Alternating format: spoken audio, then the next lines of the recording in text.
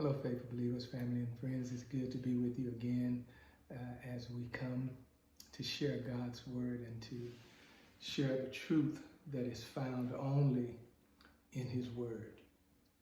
Today, we are going to look at chapter 24, verses 1 through 17. And I pray that as we speak, that God will speak through your hearts, to your hearts and to your minds and to your souls. And I'm just going to read verses 1 through 8, and then we will get into our message for today. After 5 days, Ananias, the high priest, came down with some elders and a lawyer named Tertullus. These men presented their case against Paul to the governor. When he was called in, Tertullus began to accuse him and said, "Since we enjoy great peace, and because of you, and reforms are taking place for the benefit of this nation by your foresight, we acknowledge this in every way and in everywhere, most excellent Felix, with utmost gratitude. However, so that I will not burden you with any burden you any further, I beg you in your graciousness to give us a brief hearing. For we have found this man to be a plague, an agitator among all the Jews throughout the Roman world, and a ringleader of the sect of the Nazarenes. He even tried to desecrate the temple, so we apprehended him and wanted to judge him according to our law. But Lysias, the commander, came and took him from our hands with great force, commanding his accusers to come to you. By examining him yourself, you will be able to discern all these things we are accusing him of." I want to talk today from the subject, stand your ground. Stand your ground. Have you ever been accused of a wrong that you knew that you had not committed? This often happens when you are up against an adversary who is bent on ruining your life. They're bent on destroying your reputation. Paul finds himself in this situation. In chapter 22, we were able to see those who were for Paul and those who were against him. The call to do ministry is a very critical and important call.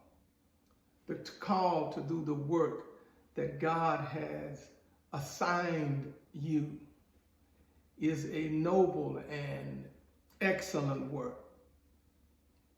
Paul's main purpose in living was to present the gospel to the Gentiles. But on every turn, as he tries to present this gospel, he is met with opposition. From the religious leaders, he's met with opposition. From the political leaders, he's met with opposition. And if you've ever felt like your ministry, if you've ever felt like your call, if you've ever felt like your purpose has been under attack, then I want you to listen to this message very carefully, because I think God has something to say to all of us. Verse 5 and 6 says, "This is what we found this man to be," as Tertullus is making his case against Paul. He says, "We have found this man to be a plague, an agitator, and a ringleader. And we have seen him with our own eyes desecrating the temple." And so, my brothers and sisters, I want you to stand your ground amid false accusations. Look at what they call Paul.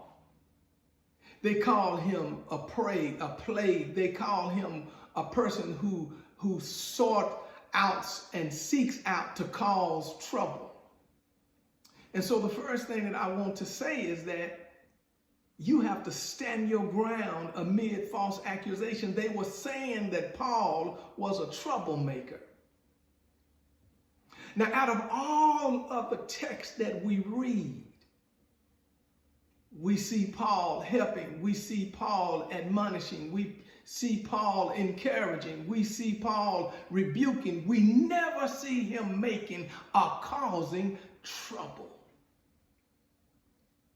It's a false accusation. Literally, what they were saying is that, Paul, you have become a pest. You have become a plague and a pest in our community because you're stirring up trouble. You're stirring up trouble among the Jews throughout the whole Roman world. And we have to understand that at this moment, Rome has conquered the then known world. And so he was saying not only is he causing problems to Jews, but he's also causing problems in every Roman province throughout the Roman Empire. He's a troublemaker.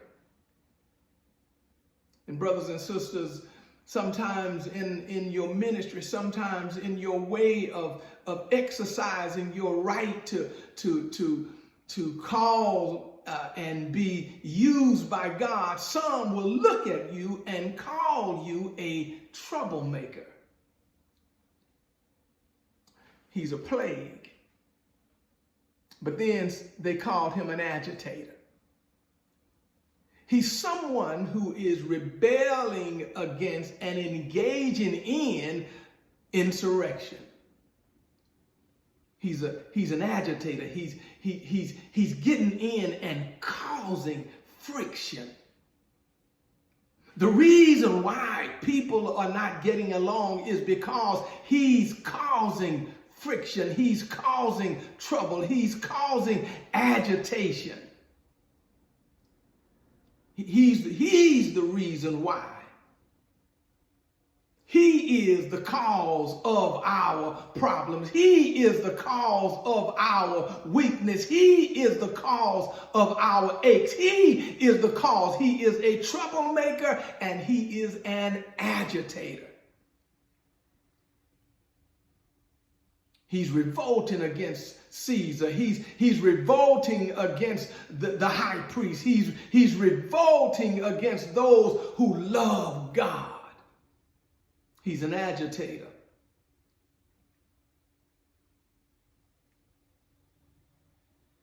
But then he's a ringleader. They call him a troublemaker, an agitator, and a ringleader. And what they're saying is he is the person who's in charge of all of this Christianity movement, all of this way movement, all of this resurrection talk. He is the ringleader. And if we can just stop Paul, we can snuff out this Christian movement. We can snuff out this movement of the way. We can snuff out this movement who's following that Nazarene. We can snuff it out because Paul is the ringleader. My brothers and sisters, we have to be careful because we know who is in charge of God's church.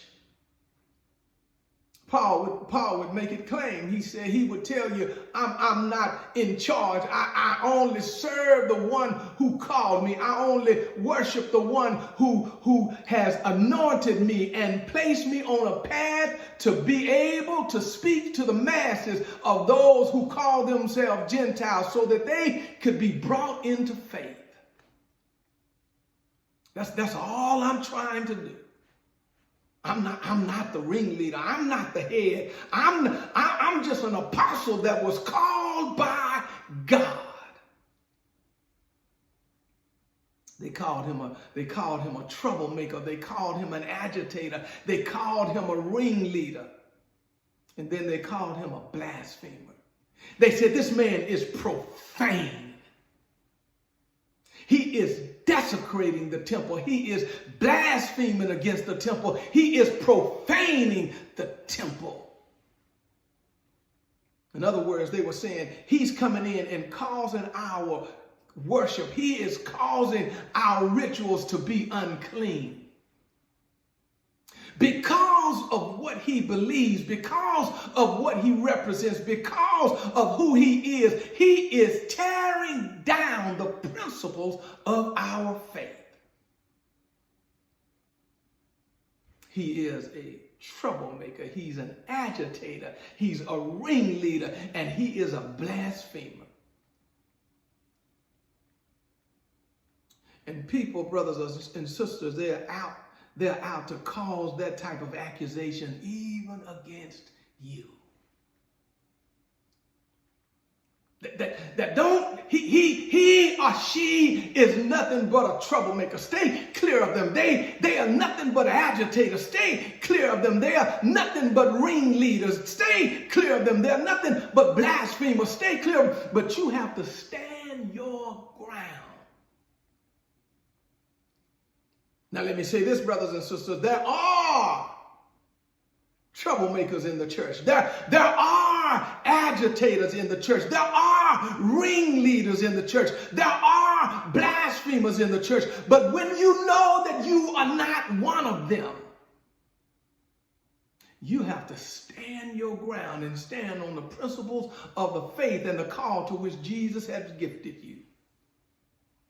So stand your ground amidst false accusation, but then stand your ground against fruitless attacks. But Lysias, the commander, came and took him from our hands with great force, commanding his accusers to come to you. By examining him yourself, you will be able to discern all these things that we are accusing him of. And then look who joins in. The Jews also joined in the attack, alleging that these things were true. You've got to be able to stand your ground against fruitless attacks. Some people, brothers and sisters, will attack you for no other reason that they just don't care for you. Some people will attack you just for the mere reason that you are trying to stand on the side of what is right, what is holy, what is truthful, what is noble, and you are attacked because you are standing on the principles and the foundation of the gospel. But you have to be willing. When people are attacking you and they are looking at you as troublemakers, agitators, ringleaders, and blasphemers, when they look at you like that, you have to be willing to commit your cause to God. You have to be willing to commit your cause to God. In my distress, I called on the Lord, David said, and he answered me, Lord, deliver me from what? Lying lips and deceitful tongues. You got to be willing to commit yourself. Because, brothers and sisters, you will not be the only person that will come under attack. You will not be the first person that will come under fire. If we don't think that Satan has designed those who are going to come after us, we are fooling ourselves. You have to be willing to commit your cause. What is your cause? Your cause is what God has designed and gifted you to be able to accomplish in this life. We're not serving man. We're not serving people. We are serving God. And so you have to commit everything that God has given you to do. Commit that to God.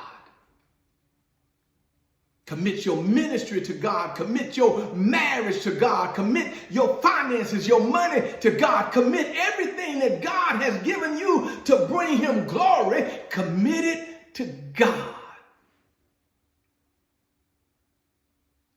And then you have to maintain your integrity. Peter said this, for it is God's will that you silence the ignorant or foolish people by doing good. You want to know how to shut up an agitator? You want to know how to shut up a ringleader? You want to know how to shut up a troublemaker? Just continue to do good. And let the people and the world see them as false and fake. And let the world see them as those who are living outside of the principles of God's faith. Look at these religious leaders. Look at them, how they are coming after Paul. Look at Ananias, the high priest, whose name really means mercies of God. Look at them and look at how they are trying to attack this man of God. But Paul knows and understands that if I can just live according to having a sound faith, and if I can live with good integrity, you have to be willing to commit your cause to God. You have to be willing to maintain integrity, and then you have to be willing not to pay attention to the slanderers. Because the more you give credence to them, the more power they have. Look at what the writer of Proverbs states. He said, a wicked person listens to malicious talk, and a liar pays attention to a destructive tongue. When you know, brothers and sisters, that you are standing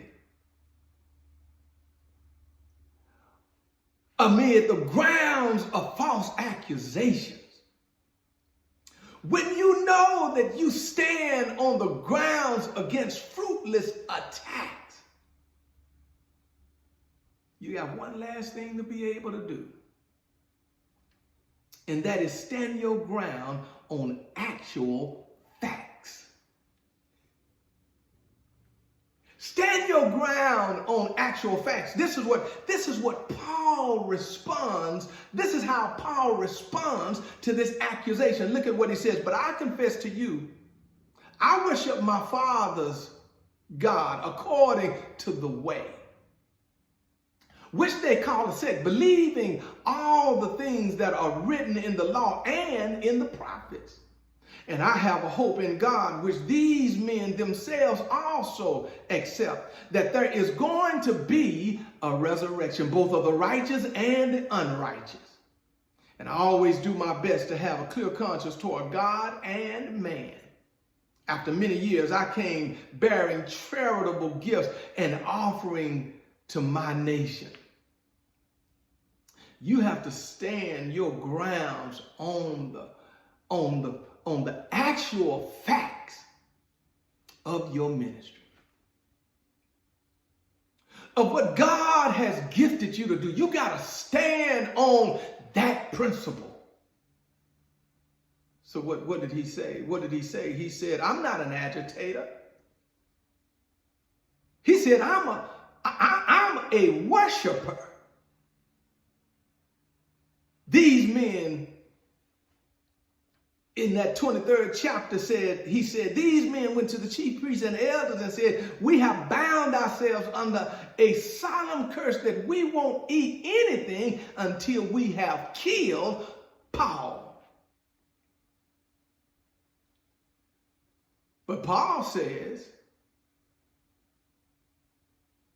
that I am one who have a hope in God, which these men also accept. He said, I worship my father's God. I worship the God of Abraham, Isaac, and Jacob. He is the same God that they are serving.